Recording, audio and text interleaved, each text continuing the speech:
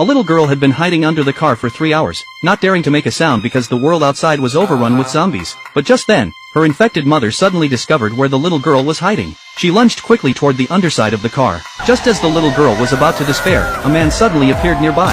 He quickly fired his gun and took down the infected mother, then pulled the little girl out from under the car. 10 years later, what had once been a bustling city was now nothing but ruins. The world had been taken over by zombies. The girl had followed the man into the wilderness, where she learned to hunt. The two of them managed to survive in the wild. That night, the man suddenly opened his eyes because one of the traps they'd set around their camp had been triggered. He carefully went to investigate but only found some animal fur in the trap. Just when the man thought it was safe, their horse nearby became restless and agitated. He suddenly realized something was wrong. While trying to calm the horse, he cautiously drew his weapon. The next second, a terrifying zombie suddenly emerged from the woods. Without hesitation, the man pulled the trigger and killed the zombie. The girl was awakened by the commotion.